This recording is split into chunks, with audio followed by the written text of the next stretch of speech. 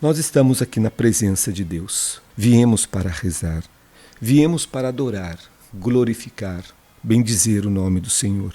Por isso nós estamos reunidos em nome do Pai e do Filho e do Espírito Santo. Amém. Jesus disse e prometeu: onde 2 ou mais estiverem reunidos em meu nome, estarei no meio de vós. Somos muitos agora em oração. Eu estou aqui, você está aí, na sua casa, talvez no seu trabalho, talvez dirigindo o seu carro. Somos a Igreja de Deus reunida. Por isso Jesus está no meio de nós. E nós louvamos neste momento de oração a Deus Pai por cumprir suas promessas. Louvamos a Deus Pai por todo o cuidado, por todo o amor que Ele tem para com a humanidade. Deus ama os homens. Jesus ama os homens. O Espírito Santo está com a missão de santificar, restaurar, renovar, fortalecer os homens. Tudo isso é fruto do amor do Deus unitrino. E nós dizemos: obrigado, Senhor, pelo teu amor.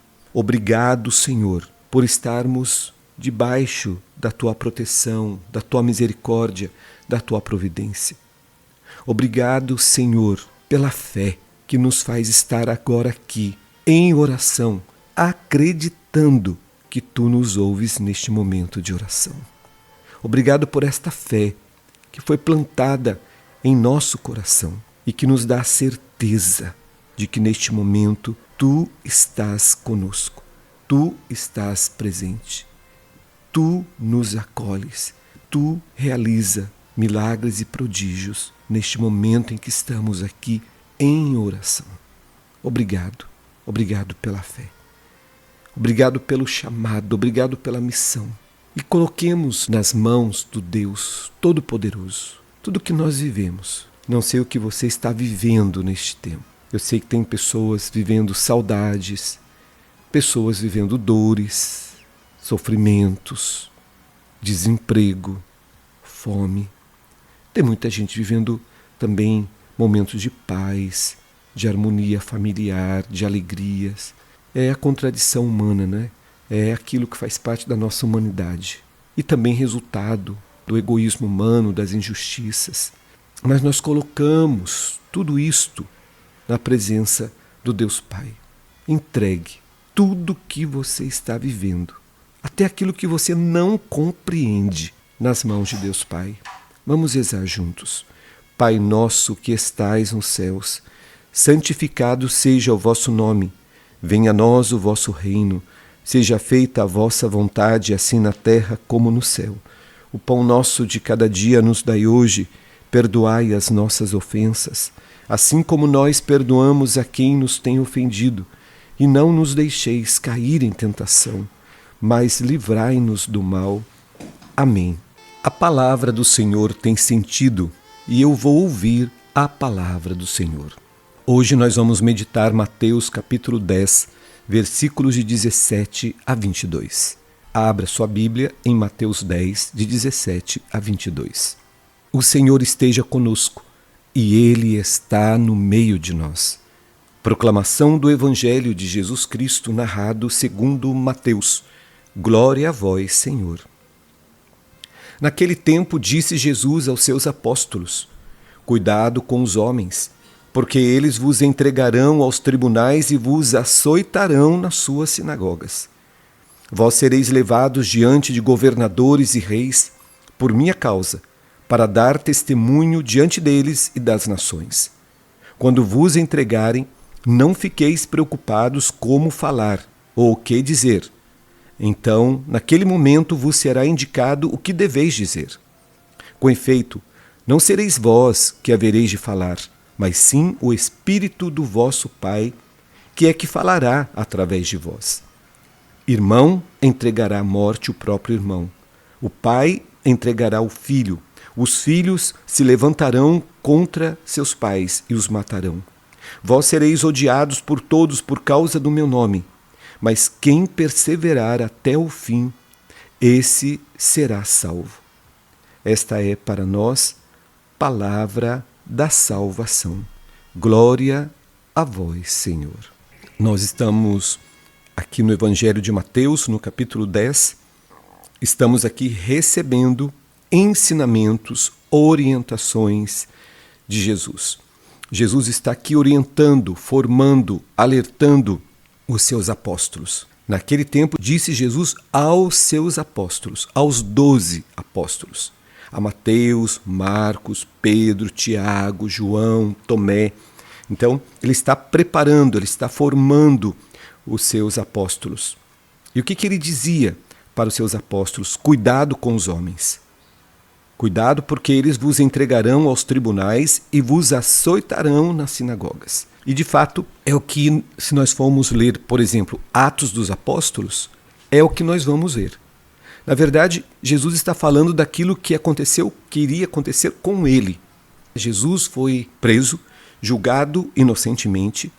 Ele foi preso, foi julgado, foi condenado, embora sendo inocente. Ele é açoitado, ele é obrigado a carregar uma cruz, a sair de dentro da cidade de Jerusalém, e ele é pregado nesta cruz, ele morre nesta cruz e ressuscita no terceiro dia. Mas veja, é isso que Jesus está falando aqui. Cuidado com os homens, porque eles vos entregarão aos tribunais e vos açoitarão nas suas sinagogas. E os apóstolos, depois que Jesus ressuscitou, ascendeu ao Pai, foi para a casa do Pai, que começa a missão dos apóstolos pela força do Espírito Santo. Isso nós vamos ler lá em Atos, no capítulo 2, a vinda do Espírito Santo sobre os apóstolos, Maria e outras mulheres e outros homens reunidos ali no cenáculo. Eles ficam cheios do Espírito Santo e começam agora, pela força do Espírito, a dar testemunho de Jesus, pregando o Evangelho, pregando o reino, denunciando os pecados, convidando as pessoas à conversão, a entregarem a sua vida a Cristo. Então nós vamos ver em Atos dos Apóstolos, se você for ler, e acho que este é um livro que todo cristão deveria ler. Deveríamos aproveitar esses dias, que vamos tirar aí alguns dias de férias. Vou ler Atos dos Apóstolos para ver o que aconteceu com os apóstolos depois que Jesus volta para a casa do Pai. Como é que eles viveram a missão deles? Como é que eles deram seguimento à missão de Jesus? E nós vamos ver em Atos situações bem parecidas dos apóstolos sendo presos, como está aqui, entregues às autoridades, presos, açoitados. Então Jesus está prevenindo. Ele continua no versículo 18: vós sereis levados diante de governadores e reis por minha causa, para dar testemunho diante deles e das nações. E nós vamos ver que também nos Atos dos Apóstolos, em particular, acompanhando a vida de Pedro, a vida de Paulo em particular, esta situação acontecendo. Os apóstolos sendo levados até a presença das autoridades para falar sobre o comportamento deles, sobre o que eles estão fazendo. Eles querem saber com que autoridade eles estão pregando, eles estão ensinando a doutrina de Jesus. Porque naquele tempo eles já saíram para ensinar, para pregar a doutrina do Cristo. O cristianismo estava nascendo. E eles eram os que estavam dando sequência a todo o ensinamento de Jesus. Ou seja, o que está acontecendo ali é que toda a obra que Jesus começou, todo o ensinamento do Cristo não morre. Agora tem sequência, está sendo levado adiante. E aqueles que são porta-vozes de Jesus são os apóstolos. Por isso eles são perseguidos, por isso eles são presos, por isso eles são julgados. E Jesus diz: quando vos entregarem, versículo 19, não fiqueis preocupados como falar ou o que dizer. Então, naquele momento vos será indicado o que deveis dizer. E com efeito não sereis vós que havereis de falar, mas sim o Espírito do vosso Pai é que falará através de vós. Vamos lembrar que logo no início da pregação, da missão dos apóstolos, Jesus já tinha voltado e assentado à direita do Deus Pai Todo-Poderoso. Pedro, ele é preso. Pedro é questionado pelas autoridades daquele tempo, em particular também as autoridades religiosas, sobre o comportamento dele de evangelizar. A sombra de Pedro curava. A pregação de Pedro depois de Pentecostes convertia centenas, milhares de pessoas. A primeira pregação de Pedro, mais de 3.500 homens se converteram.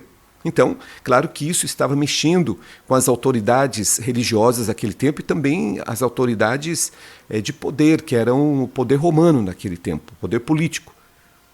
Um dia Pedro ele é levado diante das autoridades para falar com que autoridade ele estava fazendo tudo o que estava fazendo.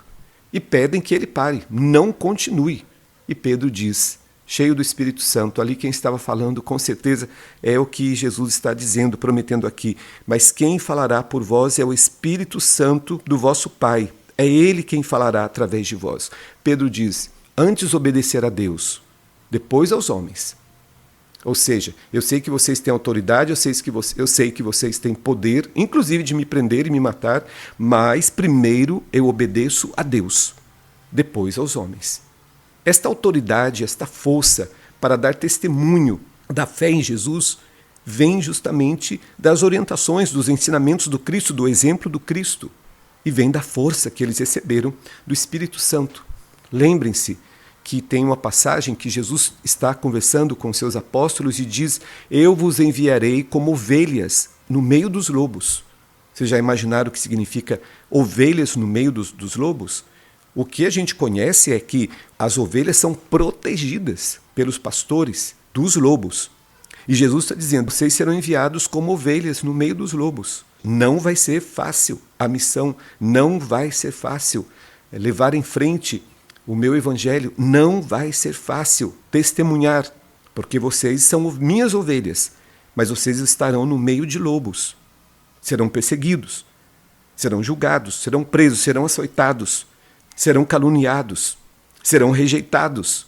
Isto Jesus está falando para aqueles que querem de fato segui-lo, fielmente segui-lo, sem medo de ser rejeitado, sem medo, hoje a gente falaria, não é? Sem medo de ser cancelado. Porque às vezes, por medo de ser cancelado, a gente adoça o evangelho, não é? A gente não prega o evangelho como deveria ser pregado, porque a gente quer atrair pessoas. Mas se eu falar duro do evangelho, se eu falar como é que tem que ser vivido o evangelho, se eu falar da radicalidade do evangelho, se eu falar contra o adultério, se eu falar contra a infidelidade, se eu falar contra a corrupção, se eu falar contra as mentiras, se eu falar contra a vaidade, se eu falar contra a falsidade, e por aí vai, as pessoas não vão gostar. Eu posso até ser cancelado. Então eu vou ali vivendo, né, aquele evangelho do mais ou menos, vou me adequando.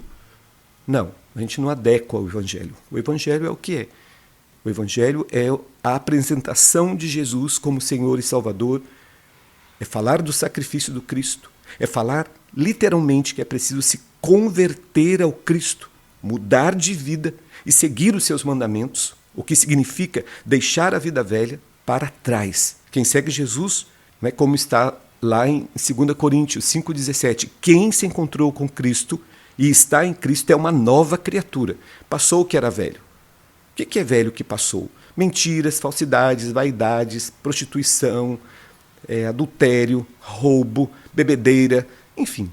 Porque quem está em Cristo é nova criatura. Fez a opção pelo Cristo, quer conformar a sua vida, quer ser como Cristo, quer viver o que Cristo viveu. Então, esse desejo de cada vez mais se aproximar do Cristo vai fazendo com que a gente vá vivendo uma conversão verdadeira e vá deixando para trás aquilo que é do homem velho. Este é o convite. A missão aqui dos apóstolos, Jesus está dizendo, é uma missão espiritual. Quando diz assim, vós sereis levados diante de governadores e reis por minha causa para dar testemunho diante deles e das nações. Quando vos entregarem, não fiqueis preocupados como falar ou o que dizer.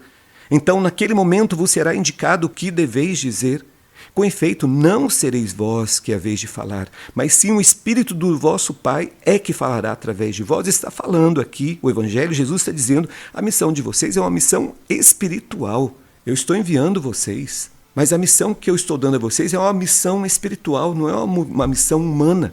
Por isso que quem vai falar, quem vai agir é o Espírito Santo de Deus. Não é Pedro que cura, é o Deus presente em Pedro que cura.